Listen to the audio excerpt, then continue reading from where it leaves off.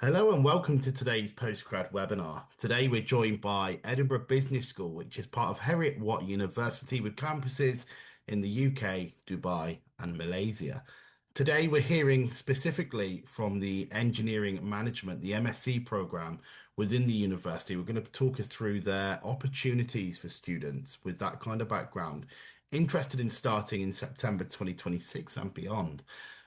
Before I hand you over to Paolo, who'll be taking you through the next 30 to 40 minutes with some of his colleagues, reminder that today's session is live. If you have any questions, please pop them in the chat or the Q&A facility. If you are watching on social media today, which it is being live streamed, please put your questions in the messenger facility and it will automatically feed through, so we will see that. This is being filmed on 16th of April 2026. So if you hear anything that is date sensitive, please factor that in, although you might still be very relevant depending on when you watch this. But if you have any questions on demand, webinars at postgradsolutions.com is the best place for you. Without keeping you waiting too much longer, Paolo, over to you. I'll give you the reins for the presentation and I'll be back for the Q&A at the end. Perfect. Thank you. Thanks, Gareth, for kicking things off. And thanks, everybody, for joining this webinar live. And thanks also to those of you who will be watching it later as a recording. So to introduce myself, I am Paolo Cherubini. I'm a PDRA at Heriot-Watt University in the School of Energy, Geoscience, Infrastructure and Society. I am one of the co-program directors for this new MSc in Engineering Management, which, as Gareth said, will start next September 2026. And I'm here today with Dr. Luciana Blaha from the School of Social Sciences and Dr. Michele Pozzi from the School of Engineering and Physical Sciences. So you will hear from the three of us today, because this new program, has been built to be interdisciplinary. It has been designed for engineering graduates who want both to deepen their knowledge in cutting-edge engineering developments in new exciting fields of innovation, such as robotics, renewable energy, and new carbon solutions. But also they want to acquire the management knowledge that they need to take on leadership roles in industry. So both these two things. And that's why there are three different schools that came together within Heriot-Watt to design this program, because we wanted to fill this gap that was coming from industry, the need for engineers to combine, this advanced sort of frontier knowledge in these new emerging fields with strong leadership and management skills. So as an overview of what we will be talking about today, you will hear first from Luciana about, she will give a general introduction and overview of the program and explain again why it responds to this gap that comes from industry. Then Michele will talk us through the different study streams that are available that you can pick and their content. And then we will talk about rankings and accreditation. So why is Heriot-Watt the right university to come to study engineering management, and how this program can complement your professional journey, including also accreditation pathways. And also, coming in Edinburgh to study for this MSc is not just an academic experience. So we will talk both about the real world connections with industry, and so there is a strong element of applied practical experience and expertise tied to this program, but also what is the experience of just coming to live and study in Edinburgh as a city. Finally, this is again a new MSc program that will launch in September, so we don't have alumni yet. But we will hear from John Ogelaikin, who is an engineer with an impressive 20 plus year career in engineering. But he decided a few years ago to come back and to study an MSc at the Edinburgh Business School, and is now a postgraduate researcher. So his voice will give you a clear sense of why it matters to come study management as a professional engineer. Then we will wrap up with some final conclusion briefly, and then we will have time for Q&A. So now I will leave the floor to Luciana to go over the introduction and overview of the program. Okay, excellent. Thank you very much, Paolo, for the introduction. So let's start talking about the program overall. As Paolo mentioned, this is the first program at Heriot-Watt that is actually developed between three schools: the School of Management, Engineering, and Geosciences. And The reasoning behind this is that we really capture a breadth of engineering specialties while at the same time enabling people to move towards these senior leadership positions in engineering. So the program is designed to help people move through the talent pipeline as well as responding to current requirements in the job market for engineering graduates. Now, to enable you to do this, we're really building on some of the key strengths that Heriot-Watt has. So some of you might already know that Heriot-Watt is a very capable university in the area of engineering in particular, where we are, for example, ranked 8th in the world for petroleum engineering. We have high rankings in chemical engineering, robotics, so on and so forth. The idea is that we are coupling the engineering background that you will build on from your undergraduate with the management expertise in terms of leadership and team management. And we'll talk a little bit about that later on. The key thing here is that we are looking at content especially focused on disruptive innovations happening across engineering in various domains, whether it's related to renewables, carbon solutions and sustainability, or robotics and future technologies, just to help us respond to the current demands of society. All right, if we could move to the next slide, please. Excellent. Let's pass on to Michele for a quick introduction to the streams before we go into further detail with the rankings and accreditation. Okay, thank you, Luciana, for the introduction. So, as it's been said already, this is a program which has been designed with a view of targeting graduate engineers who want to develop leadership and management skills. Because of that, the program is essentially built around some core modules, 6 of them, taught modules, which are developing, as we said, leadership and management skills. And there are 2 additional modules which depend on the stream you decide to follow. So we are going to have several streams we'll talk about in a second. But first of all, yes, well, important thing is that there is some flexibility in this program, as many programs in Heriot-Watt. And for example, you can take it either full-time or part-time to allow you to work around your work schedule, if that's the case.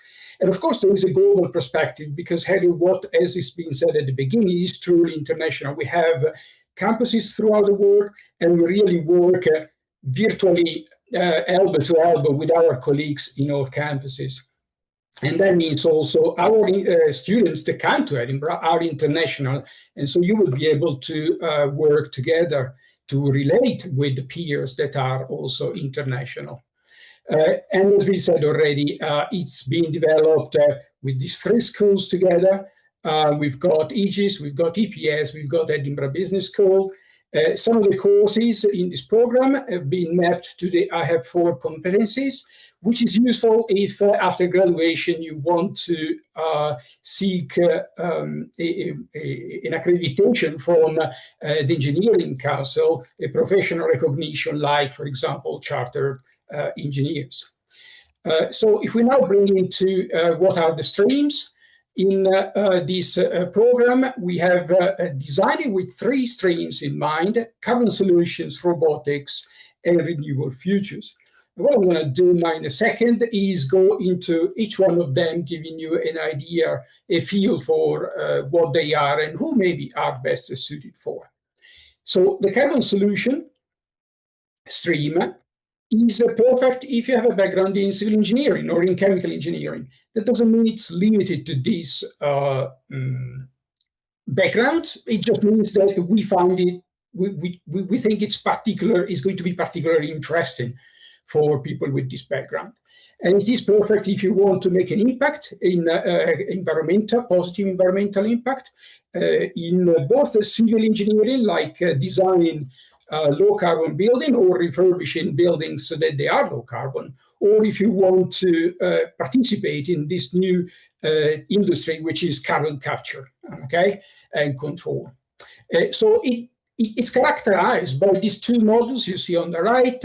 In the first semester, you will be looking mostly at the carbon buildings, or better, the carbon content in buildings, understanding how low carbon building can be achieved, how you can account for and audit an existing building, so it's all done practically. And also you apply legislation and policies to the specific, some specific case studies. In the second semester, there is more focus on the technologies that are available now for carbon CO2 storage. You will see how they can be used, and you will therefore be able to make recommendations, to evaluate this technology and be able to make recommendations on which one should be utilized. The second stream we have is the robotics stream. And it's perfect, of course, if you have a background in robotics, mechatronics, electronics, mechanical engineering, etc. For this stream, you should already have some skills in programming, ideally Python, but it can also something that you can pick up, learn just before starting the course. And this is the right project, the right stream for you if you are interested in developing industrial robots or autonomous robots, like for a reconnaissance. And so there are two courses that characterize this stream. The first one is focusing on learning the algorithms that are used to control robots. So you're bringing together machine vision, location with navigation and path planning. And you will do this in practice by developing an integrated robotics system to carry out a specific task. The second semester will see more a focus on industrial robotics, and so a study of the kinematics that allows path planning, for example, for the manufacture of a robot. And again, you will work collaboratively to design and build a robot that carries out a specific task. Within this stream, you have an opportunity to work in connection with the National Robotorium that's been recently built on campus here in Edinburgh, and you will see some pictures later.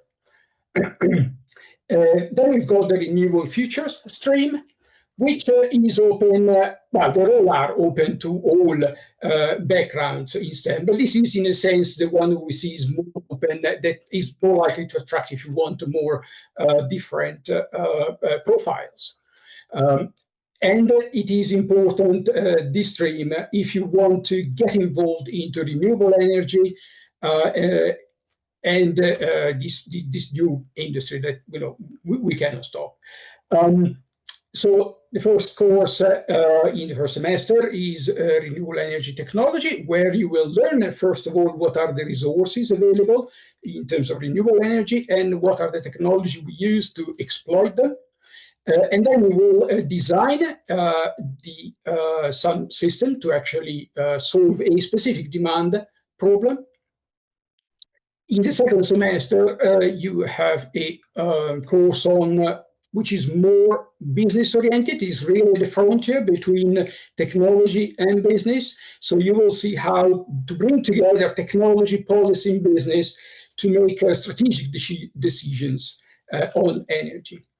And you will do, again, practically developing a funding proposal for sustainable innovation. And well, ultimately, as you can see, this is a program that has been designed with a solid, strong core focused on leadership and management, but it also has a flexibility that allows you to take care of your own interests and aspirations. And I will now pass on to my colleague for the next sessions.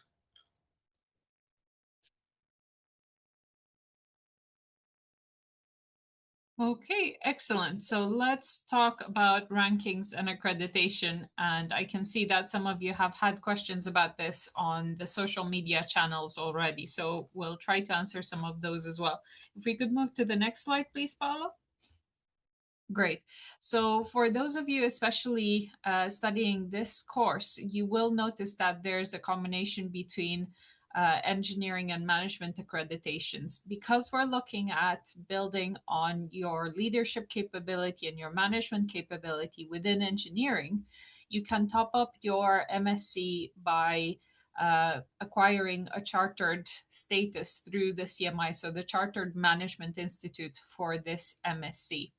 As the MSc gets launched next year, this will be supported by us as a key partner of the Chartered Management Institute, but there will be additional features that get added onto the course as CMI themselves develop their accreditation.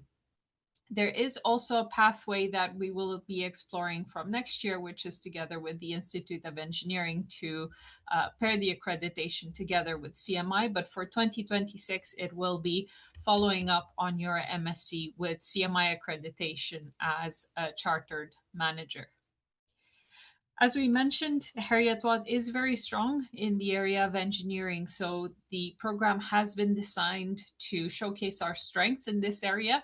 We do have particular offerings that you won't find at other universities. So we've looked at Bristol and Cambridge, for instance, in terms of what they offer in terms of sustainability or technology, where we really specialize in, and what makes us unique are our national centers. So my colleague has already mentioned the National Robotarium, which is already a national center that educates in the area of robotics, but also works with private and public enterprises on robotic regulation, robotic research development. We have a center for digital twinning, which is a national hub as well as one for photonics and energy transition. So when we are looking at renewable futures and carbon solutions, the expertise that you will get on these pathways, including the robotics one, comes from our national hubs, which are representative for the UK and world leading in terms of research. We are also more generally highly ranked for engineering in the UK. We are the second for chemical engineering, seventh and eighth for mechanical, and second in the UK for petroleum engineering, but actually eighth worldwide. So you are in good hands when it comes to our rankings and accreditation. And if we can move on to the next slide, please.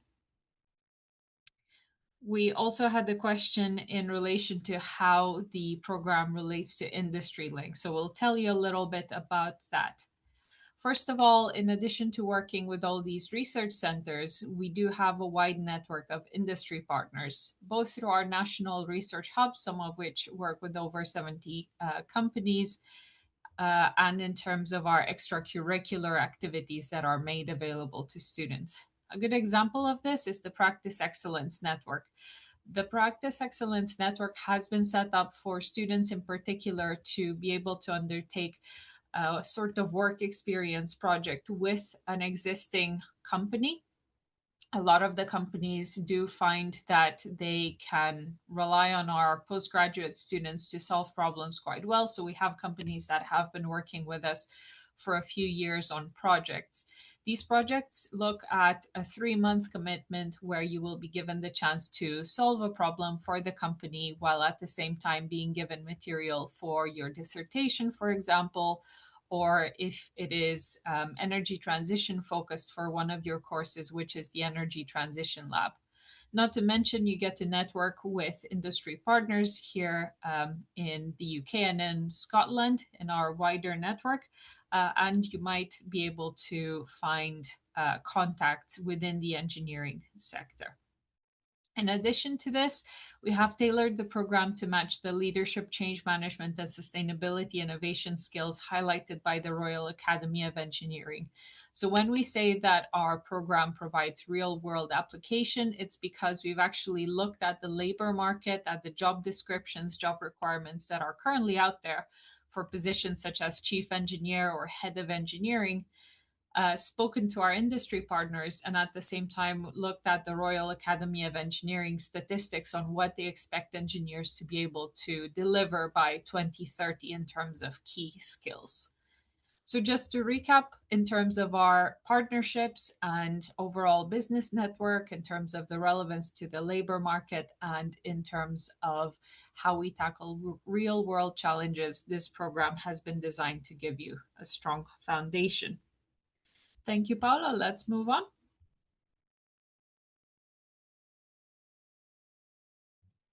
Come back on. Thank you, Luciana. So I've seen that there was a question in the chat as asking if this program could be taken online. This program will be offered in person in Edinburgh, and so I'll since coming to study and live in Edinburgh is an integral part of the experience of enrolling in this MSc. I'll talk you briefly about the city itself. Now, finally, this is a picture of the National Robotarium, which both Michele and Luciana have been talking about. So Edinburgh, it is a city which is at the center and forefront of innovation around new technologies. As you can see, is leading in AI, and also Heriot-Watt has the honor and privilege of hosting the National Robotarium Center for Robotics.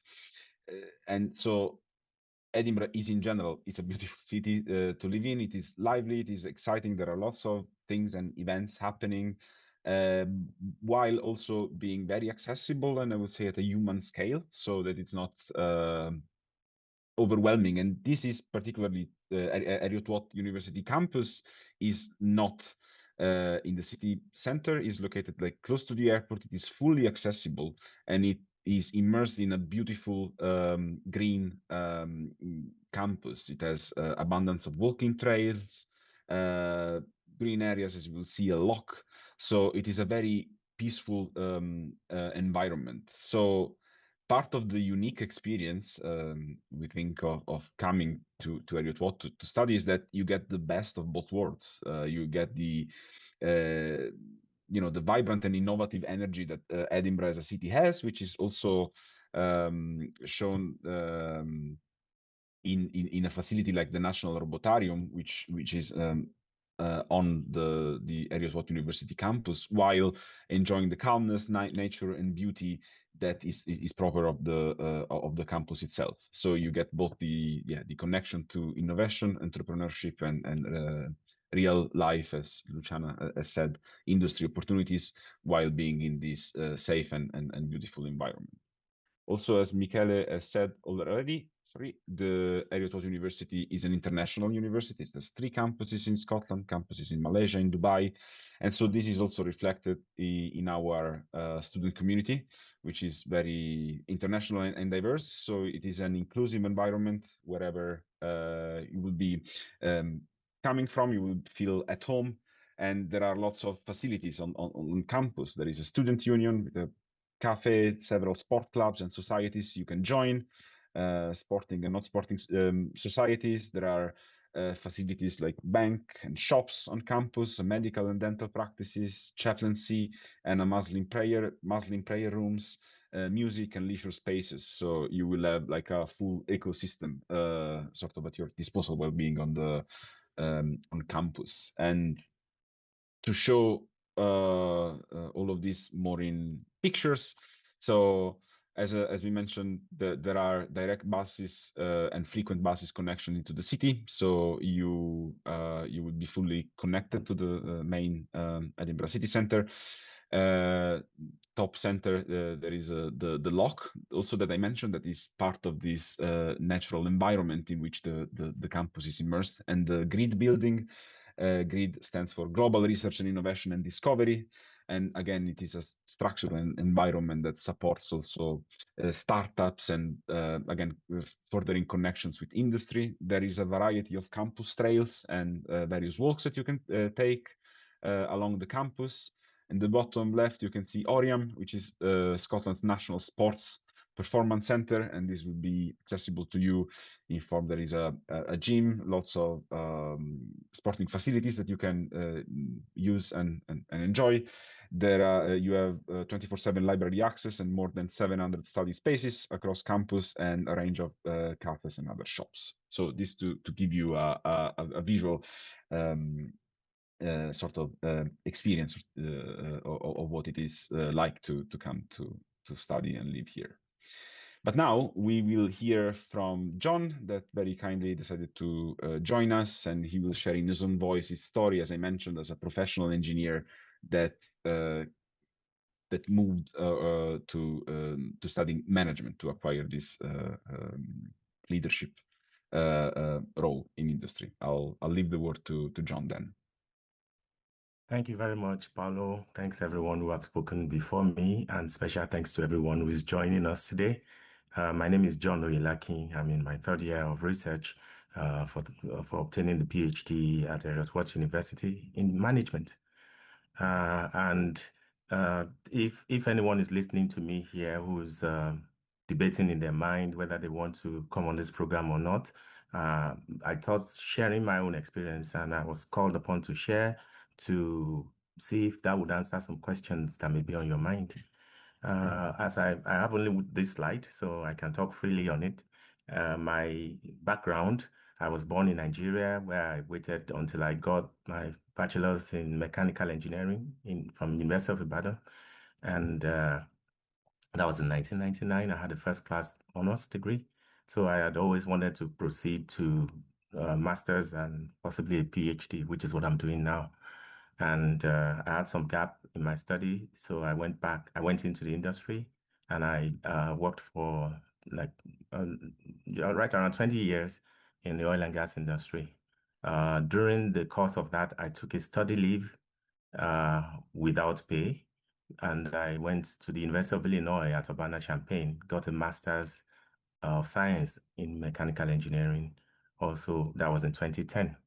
So, well, I mentioned study leave specifically because someone here might be considering taking a study leave from work. It's a very good decision I took for myself, and you may consider doing that in the process. So, like I said, my experience in the oil and gas industry was varied. I was a discipline engineer at some point, facilities. So at one point I was a process engineer for onshore and offshore facilities. I sat with a lot of chemical engineers at that time and mechanical engineers equally. At another point, I became a construction engineer for the oil terminal.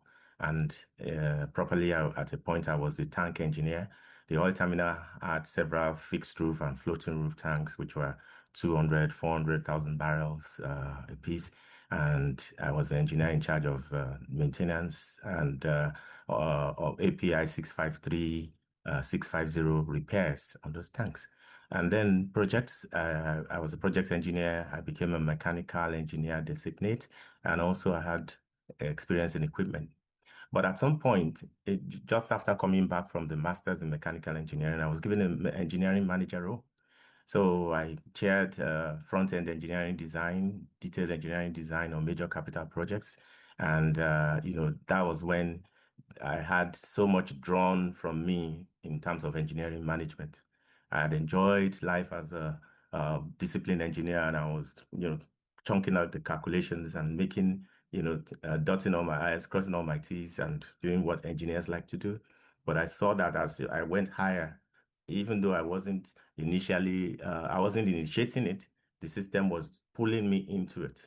So you might be there listening to me, the system might be pulling you into management roles like it did me.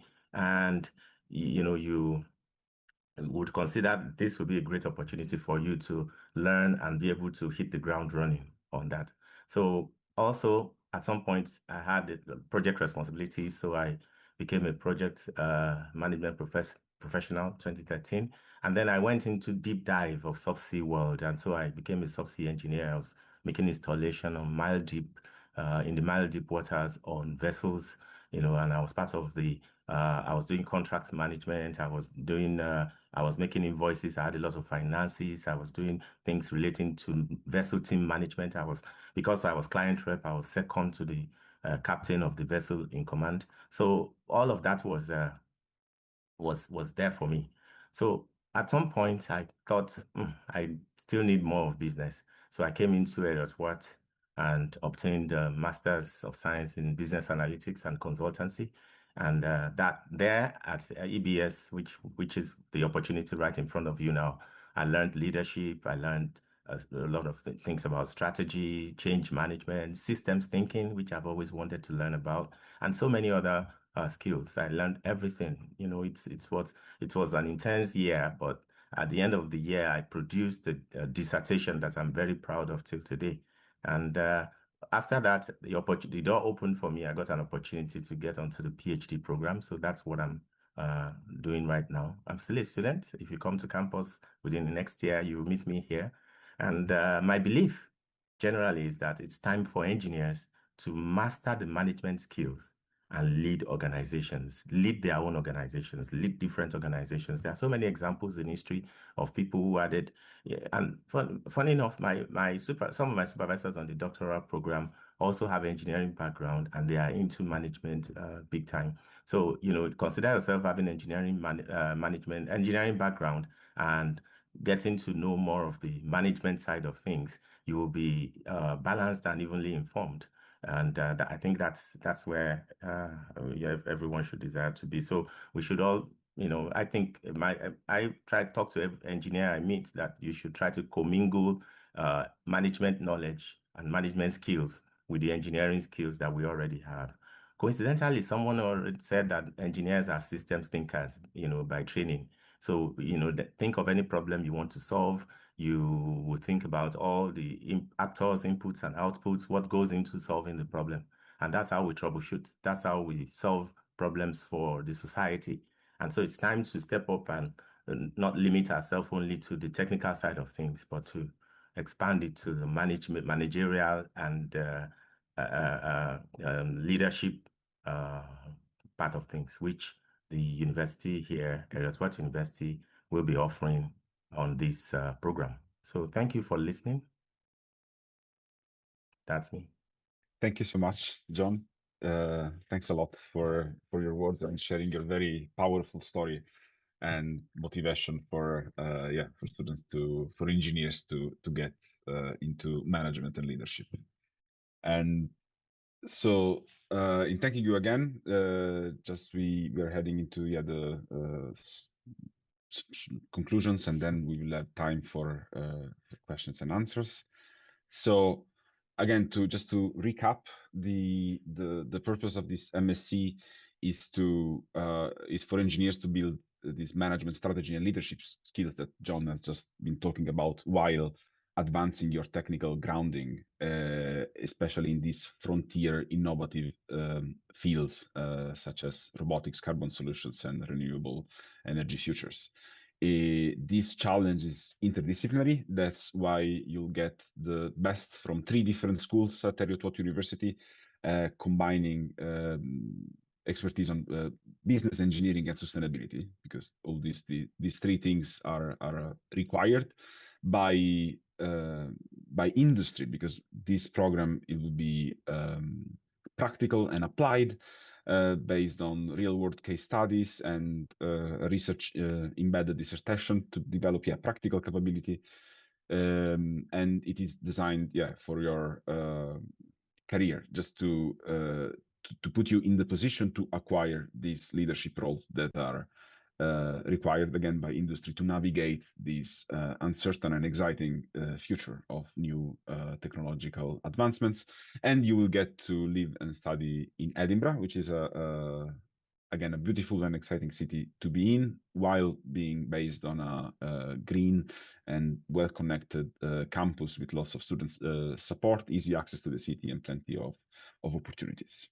So I think this is us in terms of the slides and the content of the MSc. But now we'll be exciting to hear from you and your questions. Yes, thank you very much. Apologies, just got very bright in here all of a sudden, so I'm hoping you can still see me. If we can just stay on Paolo and to the other staff also. We've heard quite a bit there, which is great, about from John about his experience and about how great it was. Can I just go back to the kind of background that a student would typically be expected to have for this? Because people might look at engineering and think, well, I'm not remotely interested in engineering, but actually from hearing from John, there is that kind of leadership element to it as well. So students perhaps could come from a more of a business background orientated program. Is that right? Mostly we are the MSCs for people, engineers or people with a science and technology background. So there has to be an element of not strictly engineering, but a science or technology background for prospect candidates.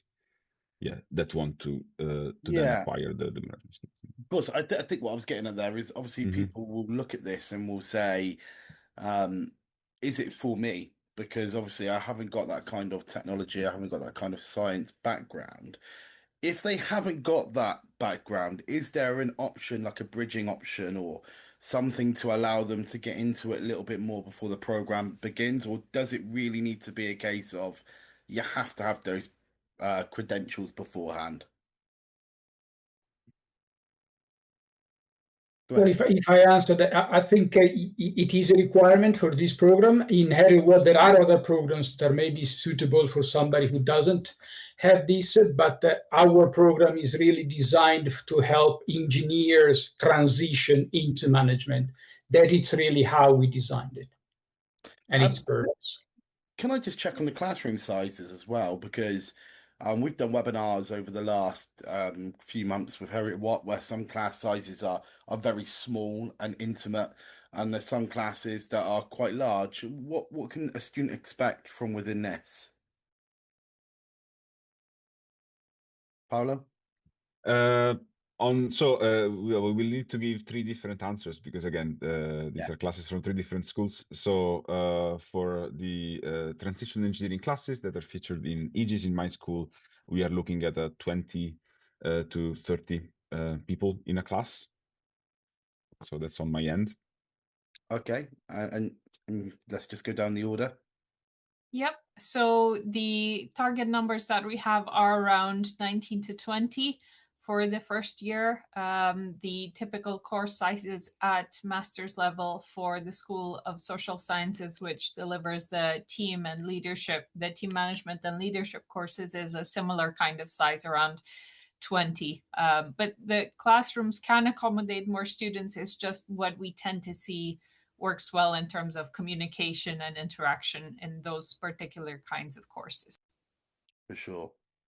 I would say the same applies for the EPS. There is variability in the size of the classes. 20, 30 is what we normally have at master level. But again, it changes from year to year, so it's really very difficult to put a figure. Okay, and can I post-graduation, and we'll go back down the list again if we're okay to start with you again, Paolo, then work our way through.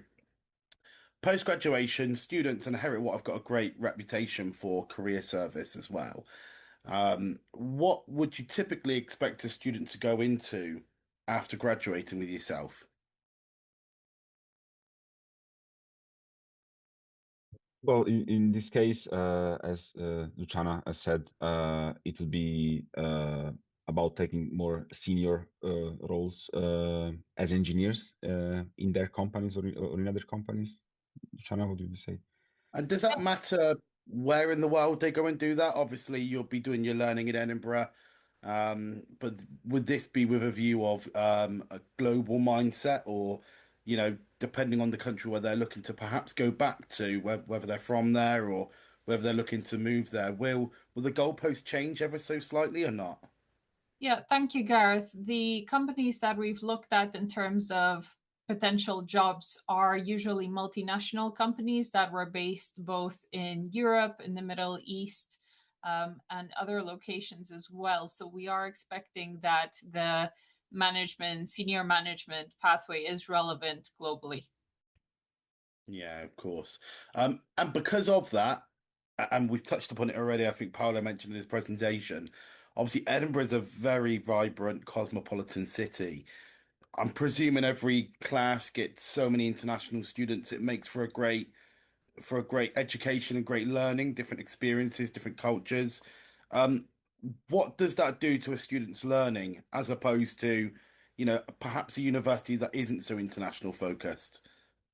Well, I'm happy to pick that up. So especially now we need to keep in mind that this program will expand across our campuses. So we are a global university with a campus in Edinburgh, Dubai, Malaysia, and potentially more locations coming up to be announced. So what this means for us is that, yes, we do have a very international mix of students in classrooms in Edinburgh. Globally. Some of our students do come from our other campuses, including Dubai, Malaysia, and neighboring countries. So we do have a very large mix of students, both from Europe, the Americas, Middle East, and Asia as well. So we are indeed quite global there. What this results in is a very rich exchange of experiences. So people can talk about experiences that they've had in their own country, learn from different regulations or cultural challenges, in fact, that other students might experience because of their own background. So it's quite a sort of mind-opening experience in terms of cultural diversity. Yeah, and obviously it's a new program a new master's program that's starting. Um, does that make it quite exciting for you as academics also? Because obviously you'll be sat there going, you'll be learning new things perhaps. Obviously, sustainability is on the tongue of everyone at the moment. So will you as academics perhaps be excited to learn new things also? Well, as academics, we're lifelong students, and I will be curious to see what my colleagues say on that as well. We will have a mix of both new and existing courses here. So you will find academics that have a new experience teaching on the masters because these are new courses, but overall, all of the materials are taught by academics that have many years of experience in these particular fields. So sustainability, for example, in our Designing Resilient Supply Chain course will be taught by someone with probably around 20 years of experience in the areas of sustainability, but it will be exciting to see it applied and connected to some of the contemporary engineering challenges. Excellent. I just want to ask a question about funding and scholarships. I'm not sure if that needs to be Gavin in the background or whether or not you guys can answer this, but one of the questions that the students have asked is, are the funding opportunities applied automatically when they apply? And also, when they are applying on their personal statement, what is it you're looking for specifically? Obviously, stay clear of artificial intelligence and third-party websites. Try and be true to yourself. But is there anything that Paula, if I can hear from you to begin with, is there anything that you would say, right, we want to hear from you and this is what we want to see? Yeah, I think that for myself, John has offered a good blueprint in terms of the kind of drive and motivation, no, for people that have an existing experience in engineering, but are looking for the next step, for something else, for something they're missing to take on these challenges. For sure. And in terms of the, Luciana, if I come back to you, in terms of the funding and the scholarships, there's so many different options depending on what nationality they are, where their current residence is. What would you recommend to those students that just are not sure? Obviously, head over to the website, but communicate with you, see what there is. Yeah, so we have a recruitment team that is divided into different regions. Some might specialize in a particular region that the student might apply from. So when the application goes through, as program directors, we will look at things like the academic background, but the recruitment team will have information on what potential funding and bursaries are available for that particular area through our wider university pathways. Sure. One of the questions that's come in here is accreditation. Could you explain a little bit more about the other bodies as part of management that you'll work with? I'll let you pick the bones out of that one.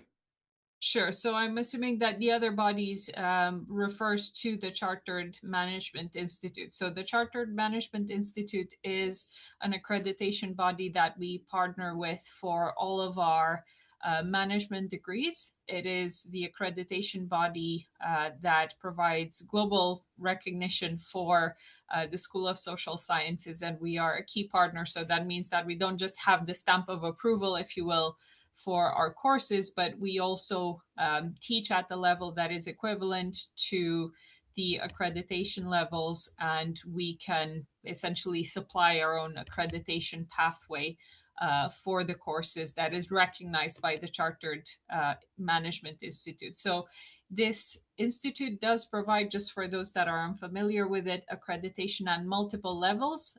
There are people who might, for instance, have a certificate of management, a diploma. Our courses are accredited all the way to master's level, which is the highest level of accreditation you can get.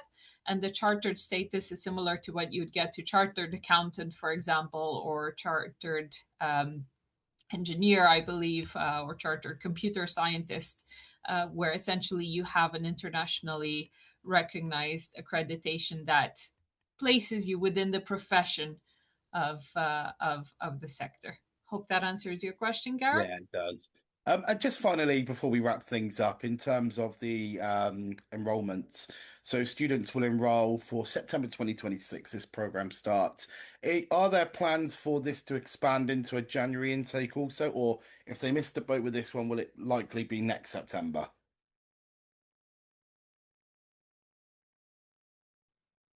Paolo? Good. Yeah, there will be the opportunity of them enrolling for a January intake, January 2027. So it's not restricted to September. So yeah. So it's September, then 27, then presumably September 27 again. They need to apply now, presumably for September coming up.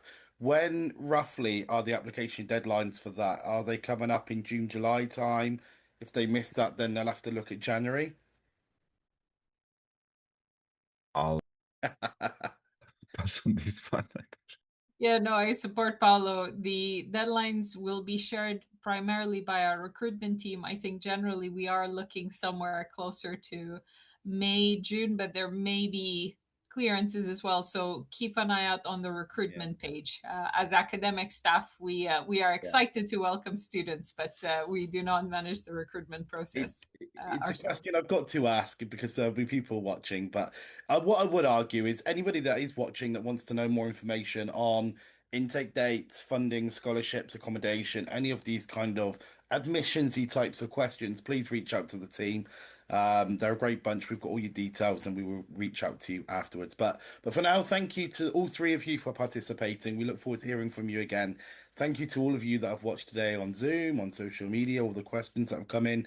And if you have any more questions, please reach out. We have your details and we will reach out to begin with and then communicate with us and we'll try and get you the best resolution possible.